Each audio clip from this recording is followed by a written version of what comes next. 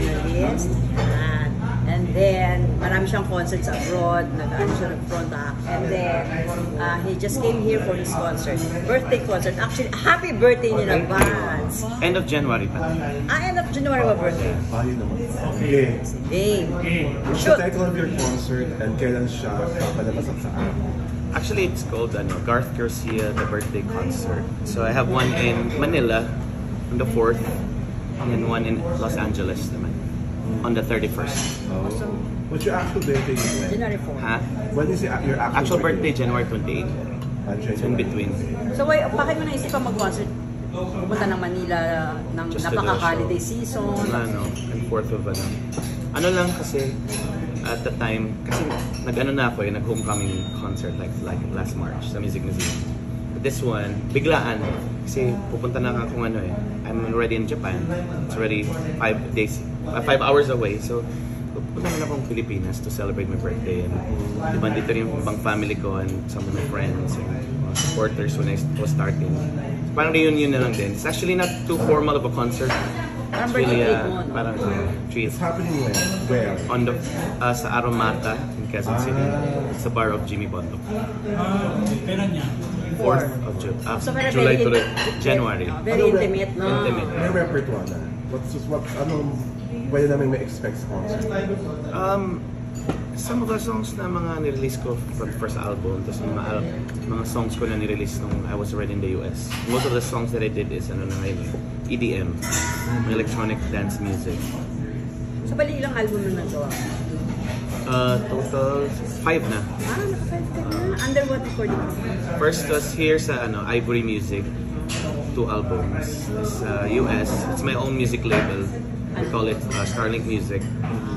Pero bakit ka nag-decide, diba, nandito ka sa Pilipinas? Pero actually ba, nung sumali ka sa Star in a Million, naka-base ka na sa America or you just dito went? pa. Dito pa. And then, what happened after your Star in a Million journey? After that, ako, acting. I was also managed by Rick Mario J. Alam mo yung Roldan.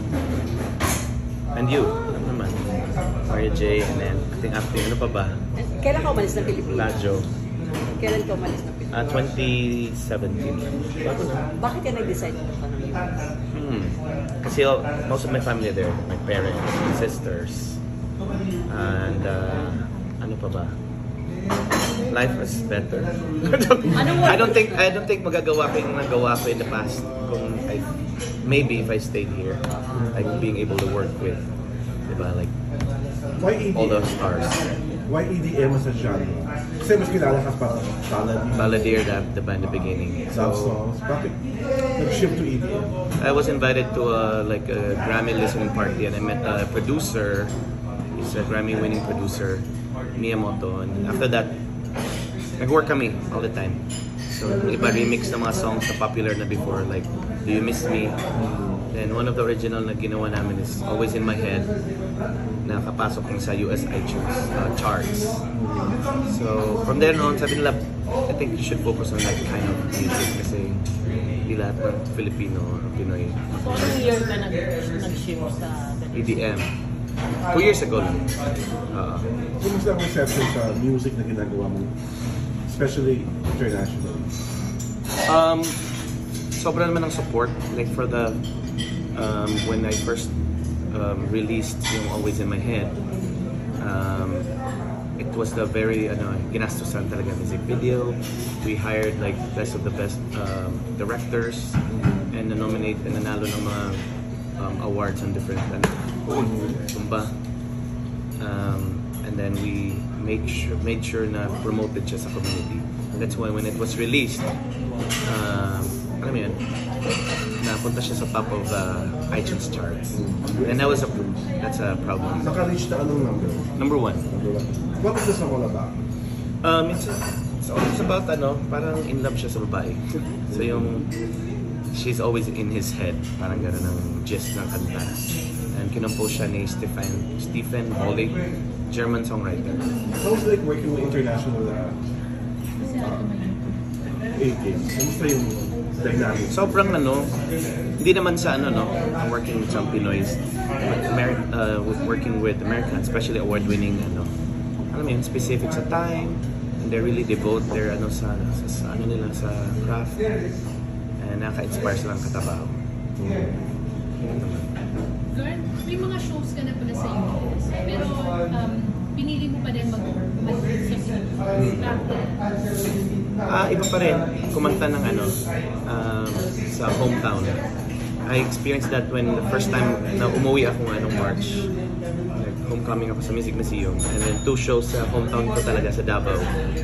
Sabi ko, ibang ano dito, yung energy, diba?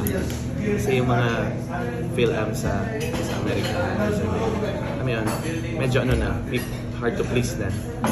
Pero masaya pa rin naman. Pero iba yung ano dito ba, yung wild and ng crowd. And also I've established parang fan base lang naman dito na nandun sila lagi. And wala kasing magawa nun sa Amerika, yung mga Mother Banner. They've been my supporters since I joined the competition. Pag-release ng songs sa radyo. Meron kang grupo ng mga film to do music video reviews? Second? Meron kang grupo sa YouTube na gumagawa kayo ng mga reviews sa mga performances? Yes. Ano ang pangalan ng It's called After Office Talks. Sa office ko yung ginagawa. And most of the kasama ko doon, mga ano nga, mga film artists din. Signed sa label ko. Kamusta yun? Okay siya eh. Kasi nag-trend siya because inaano namin nagko-comment kami about SB19. And one of the videos reached almost 500,000. That's whenever may mga artista na pupunta, like especially mga pinoproduce kong concert, sila ang ginigas ko sila. Kaya it's called After Office Talks. Tapos sa season 1, we'll do season 2 soon. So nag-office ka doon? Anong work mo sa Amerika? Office namin, we have like a medical clinic ng wife ko. It's called Doctors on the Go. So we send doctors sa mga bahay instead of them going sa hospitals. That's what we do. So we have one in LA, one in San Francisco. So yung wife mo is with a medical? Nurse practitioner siya. Ikaw? I did Masters of Business. Diyan lang naman sa Harvard Business School. Mayabang na. So that's how you migrated? Nag-aral ako 20, tapos ako ng... Hindi, napunta siya ng US ng 2017 and then... Graduate ako ng business school 2020 pandemic.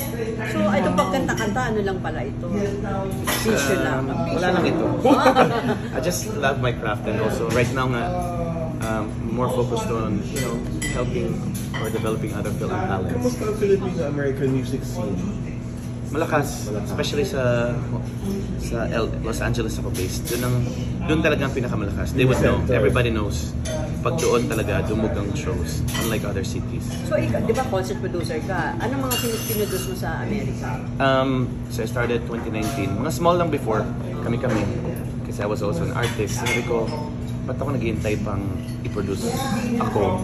Why not I'll produce by myself? So first kami na Geneva, then naging Lani Salucha, I also produced her, and then Jaya. And the first tour ni JR first came back. Lately si Piolo din produce ko.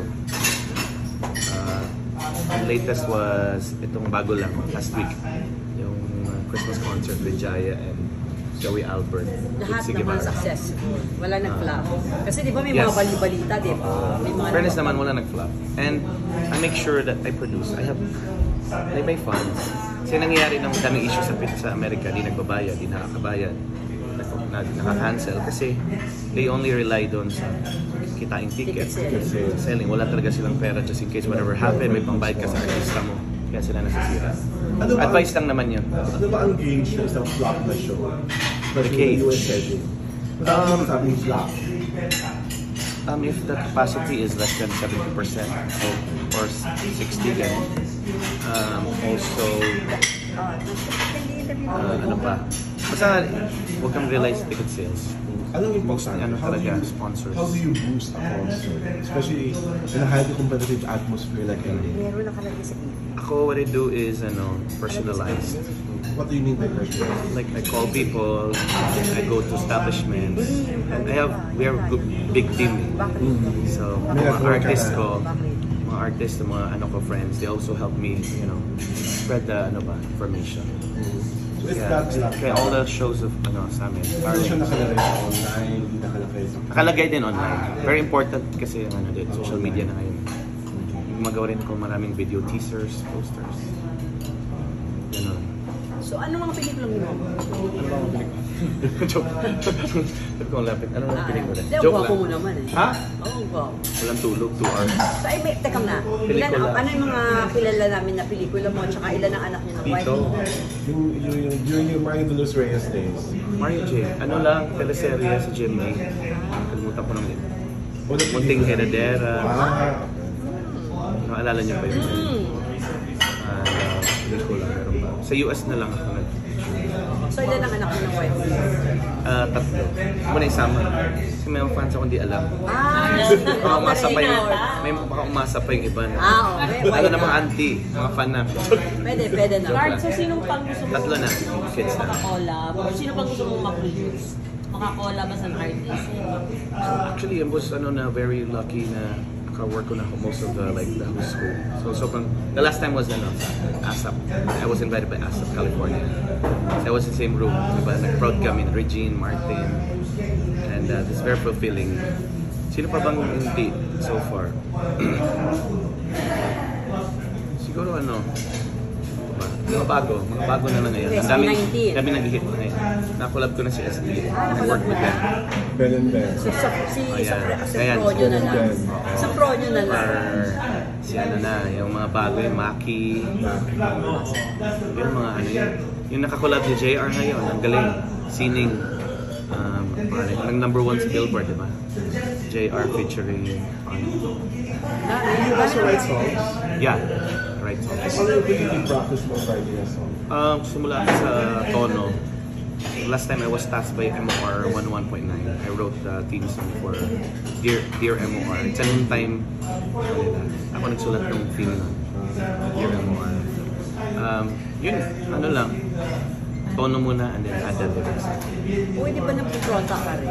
Saan? Sa mga concert ng mga malalaking artists sa US? Actually, di na ako nagpo-front up. Hindi na? Ang ko na ngayon requirement dapat special guest. So, Ang yabang na. Pag kukunin ka ngayon sa concert, special guest. Kasi Pero, ang namin kasi doon sa film artist sa US, pag front act, you're just starting. You just wanna be, nakataka lang, without hindi naman sa you're like, you're pulling my own chair. Pero pag nag-guest na ako doon, I always make sure that I help with the sales. May mga following na kami, we bring people. So hindi na ako nagpapabill as front act. Special guest. pero may mga worst experiences ka ba bilang front act dati? Dati, nung nagsisimula. Sino? Kasi ang doon kasi, ang culture doon before is dapat may minimum ka na sales. May benta ka ganito. Pag hindi ka makabenta ng ganito, hindi ka kakanta. But when I started producing, hindi ko na ginagawa yan. So you get mga I just front get them because they're good. Or kumanta. Diba? requirement. Walang requirements ng ticket sales. Sa concert mo, may special guest ka ba?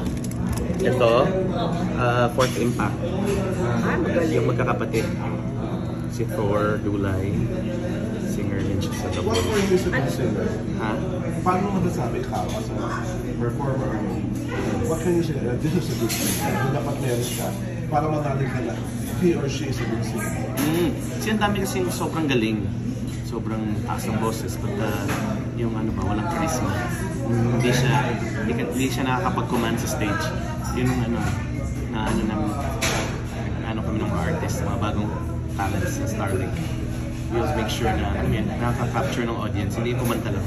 Parang X Factor. Yeah. Sa mga ni-produce mo na, sino yung pinakamabisa? Maybe because sino ba? Yung pinaka-indie But the band. most kasi na nakaka-work ko, sobrang daming beses na si Jaya. So, every time na show kami out of state, lagi namang Pinakamahina, no? Jaya. Iconic kasi siya. Sabi ni Roldan yung pinakamahina naman. Uy! Wala naman yan. ba? Alam ba? Sino yung magaling na walang charisma of the Off the record na. Hindi, yun na, pinakamahina wala naman. Wala akong next. Wala naman. Pero anong kaya It kung... really depends on the promoter. Yes. Producer. Kahit magano kagaling yung kung magaling yung naghahapot ng tao or mag-promote. So yung mga concert pala sa US, mga depende talaga sa producer, no? O, eto na yung Mindanao mo. Kasi kaya ako natanong yung front-a-front. Parang may nabasa ako na, parang nagkaroon ka ng issue kay Vice Ganda na nag-front ka. Oo. Ano yung nangyari? 2 years ago na ba yun? 1 year? Bago lang din. Hindi naman siya directly, ano lang niya, assistant. Bakit inaway mo? Ganun, inaway Hindi ka? ako siya. And maybe because she's being very overprotective. Of Vice. Oo. Bakit naman? Ano bang gagawin? Ano ba nangyari nun? Kasi I guested on this show sa casino. And then, you know, okay yun. Hindi lang, hindi kasi namin... Off the record na yan. Off the record. Mamaya na lang. Mamaya na lang.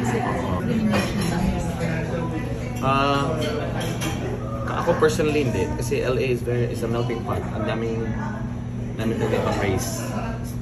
Pero may narinig ako sa ibang mga state. Sobrang puti na area. Ang daming puti. Filipino na talaga. Especially mukhang chick. Pero may mga audience din kayo mga Amerika. Yeah. Paano nila tinatanggap yung mga Filipino performers? Actually, they're very impressed with Filipino performers. Kasi, actually, itong mga audience namin na white and African American, mga namimit lang din namin sa events and gatherings. So, sasama sila sa mga, then they bring along their friends. Speaking of Filipino performers, anong masasabi mo sa pagkapanalo niya sa First Asia?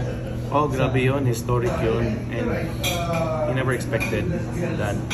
Grabe kasi din ang support. Hindi lang ng Filipino, pati mga puti. If you see the comments sa YouTube, sabi niya rin na siya talaga ang favored to win in that season. Galing, di ba? Si Fron yun, dito, na-meet ko sa Pinas. Work pa kami sa Amerika. Nag-ano lang kami, meet up lang kami for lunch, dinner, and nagpatulong nga siyang then to spread the word sa community na he's competing and we need to support him. So social media ano lang din ako support for him. Pero kanina parang may na-mention ka about his number. Yung kanina sabi parang alam lang nila yung background sa Ako ba? Iba yun. Sinasabi mo? Background in life? Ano ba siya? He started, I think, hindi naman sila well off yata. But I'm not... Pero wala kang relation with him. No. We're good, very good friends. Ikaw ba nag-try ka na mag-join din sa The Voice USA? After Star na Million, hindi na. Sabi ko, baka na I mean, di kasi ako din yung buibirit. I'm just a baritone. So, wala pa naman. Question. Ang dami-dami naman talagang humuusay ng Filipino singers. At world-class naman lahat. Yeah. Pero bakit wala pang Filipino artist talaga na born sa nakapenetrate sa Pilipinas? Billboard, na nagkakaroon ng recording label na malaki sa Amerika, na pinagkaguluhan. Yung same manner na patay ang mga Amerikano sa BTS. Yeah, Samantalang and that, marami tayong mga Filipino artists, from Regine to Martin to Gary to Leia, Tonyo. Bakit walang ganon?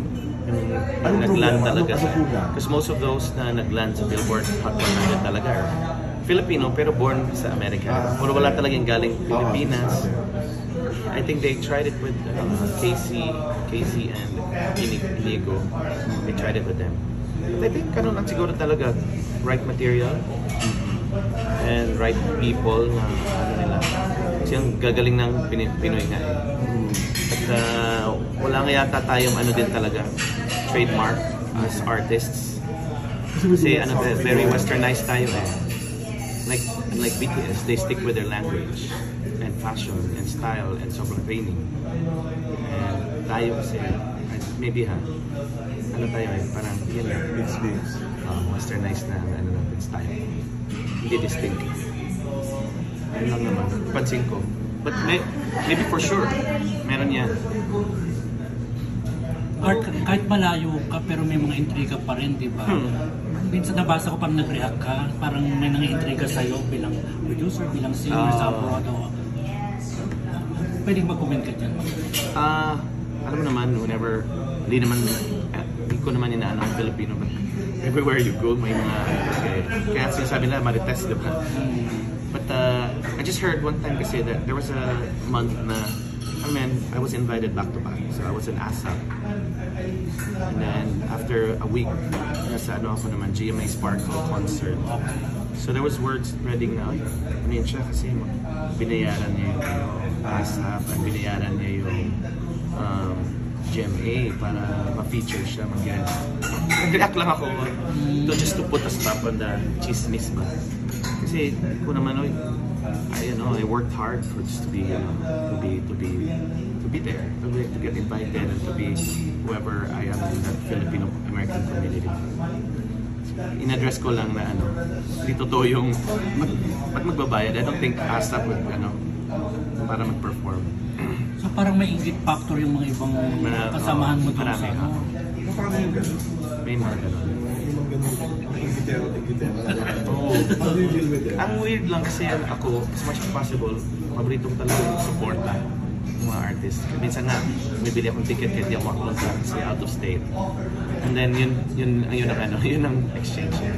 Meron lang talaga ding minsan, they just wanna be where anong na-experience mo. Sino dream mo pang na-produce sa US? Kapag hindi. Madami pa naman hindi na i-produce, parang ka-work na. Dream siguro is si Sir Ryan Cayabyab. We're planning to bring him to a tribute sa mga singers and performers are Filipino-American-based artists.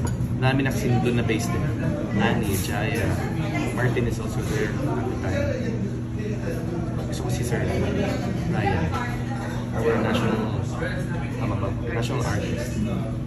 Kasama-sama mo na ba yung mga icons in the industry? Si Martin, Gary, Regine, Pops? Hindi pa naman. Solo-solo sila. Si Gary din, I was able to iconic. Pero hindi pa, baka sobrang mahal nun. Four legends, no? Maganda yan. Gary, Martin, Regine. Pero retired na si Sino dapat? Gary. Pops. Nag-retire na si Gary. Last na ngayon ang kaneta, di ba? Yung malaki lang daw. Kasi Pero Gary, Pwede pa rin small. Pwede pa siya sa small. Pero malaki yun apat, no? Ganda yun. Pero alam mo, may dream si Martin Rivera na concert. Gusto niya, ang dream niya, mag-concert siya sa Coliseum. Tapos may orchestra, and may special Bagay sa guest kanya. si Michael Bublé. Wow. Kasi Martin, nag-support kami din. Sobrang ganda ng concert sa LA. Sa Disney Music Hall. The only other Filipino na perform is Leia. Silang dalawa lang. One of the best venue. Ikaw ba anong dream concert? Nagawa ko na last 2 years ago. May birthday concert ako sa Zipper Hall. Pinas ko si Jaya. Dream ko na yun kasi iconic din yung venue and the best ang sound and it's expensive. I know. To rent there. So that is why ako lang din ang first na Filipino na nag-concert doon kasi it's hard to book there and it's sabi no expensive. So, kumusta yung dream concert na yun? success. Ano lang naman, walang maupuan. Sabi ko friends oy, punta kayo. Pinamigay pala. Joke lang. Kumusta si Jaya as a singer? Kasi, if I remember it right, parang nung umalis siya dito, sabi niya medyo siya sa singing kasi yung hearing niya, di ba? Sila na yun. Hindi si Jaya, may problema siya sa hearing. Wala naman. She's still very good. We just worked together last week. Last namin bago kami magbakasyon in San Diego. But it was much as possible if people are looking for like magaling na Filipino-American siya ang nire-request agad. siya ang binibigay ko. Pero favorite mo siya? Favorite mo si Jaya? Oh, ako na din ang paborito niya kaduet. Wala na siya balak bumalik dito. For now, kasi sabi niya, I don't wanna quote her, pero for now, yeah. Family and sa mga kids, ba, education.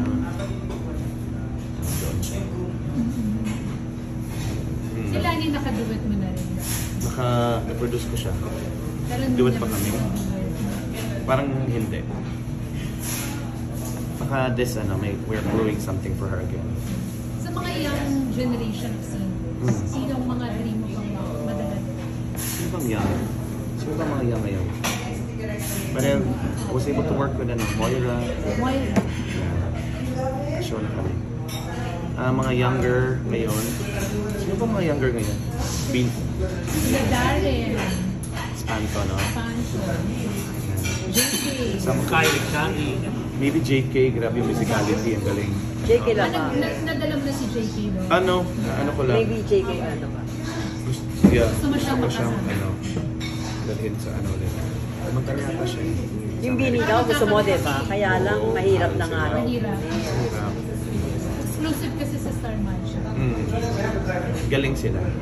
Pero nakita ko sila sa ASAP. And grabe yung fan base.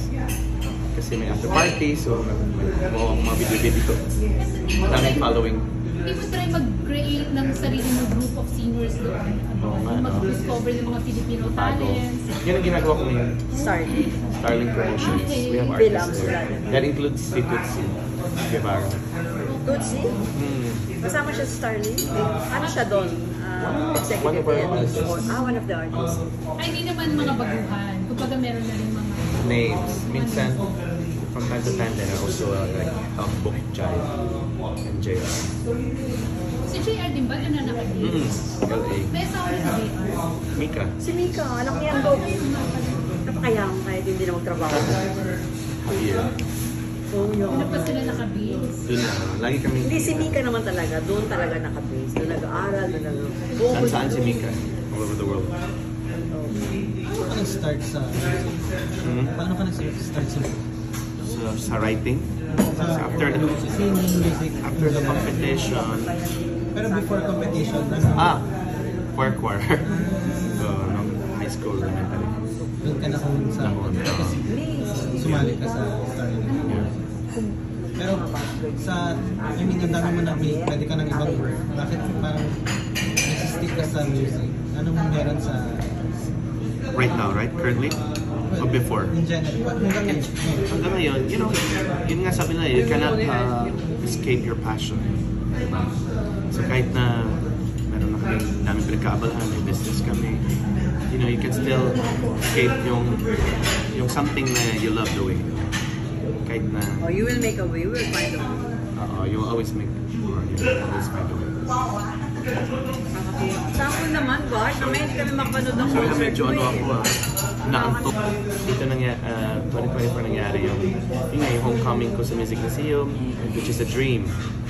And homecoming din ako sa Davao. We did 2 shows there. And I didn't expect the turnout and success there.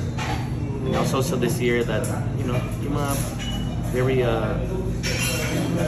unforgettable shows kasama. Like the ASAP show was like 12,000 capacity venue and it was sold out.